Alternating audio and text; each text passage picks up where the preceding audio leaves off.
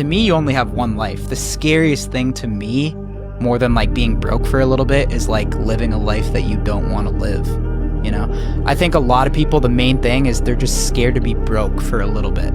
Like they're like, well, how am I going to pay my bills? What am I going to do? And it's like, I mean, we were broke for a long time. Like we were struggling. Like we would sleep in cars. We would sleep at fans' houses. Like you got to go through that stage of being broke, having no money to kind of get to where you need to be, right? 18-year-old Johnny Manziel, what would you say to him? I would say just focus, you know, all the other things, the fun, the girls, the parties, the this, the that, you know, it's fleeting, and you know, really try and dial yourself in and hone yourself in, and you know, make the best of the situation, because it went fast for me, you know, and I put myself in a position of making some mistakes that ended up cutting my career a little bit shorter than I would have liked. And you know, to go back, you know, I think there's definitely some things I would have changed. I try my best these days to, you know, not live with too much regret and be able to accept things for the way that they are, and be firmly at a place where I feel I moved all of my life, but to be able to go back, you know, definitely would have dialed in and cut out a little bit more of the bullshit that, you know, I allowed to get in the way of where I wanted to go. Everybody has a turn back moment. You have a moment where you can go forward or you can give up.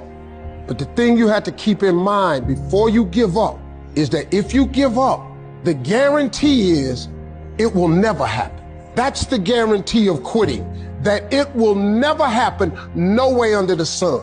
The only way the possibility remains that it can happen is if you never give up no matter what.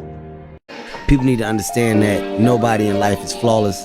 Nobody is perfect. You know, perfection is something that rarely exists when you're talking about individuals. It's impossible. You can try to be as perfect as you want, but ultimately you're going to come across mistakes. Right. You're going to come across flaws. And I think the real perfection is in perfecting your imperfections. That's how you get to a place where you can ultimately be happy with who you are. And I'm proud of myself for it, you know, because at the end of the day, you're your own competition. You're competing to be the best version of you that you possibly can. I think that I'm putting myself in a position to be the best version of myself. You got to understand the value of yourself. Even if you're dead broke and don't see it right now, you could have nothing. You could be catching a 30-cent bus right now and be worth, man, you could be priceless, homie. You just got to understand it take time.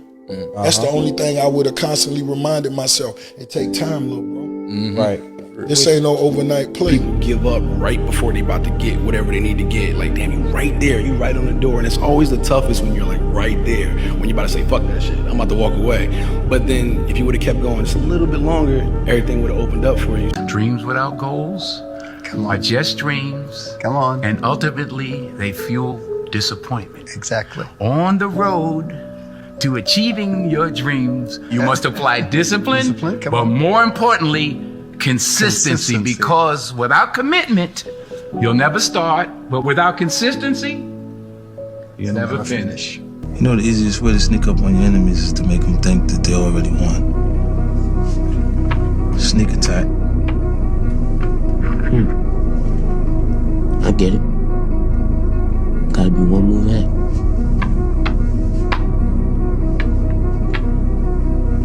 Nah, son, you gotta be 3 moves ahead. Checkmate. I was told I would never be nothing. I flunked out of school.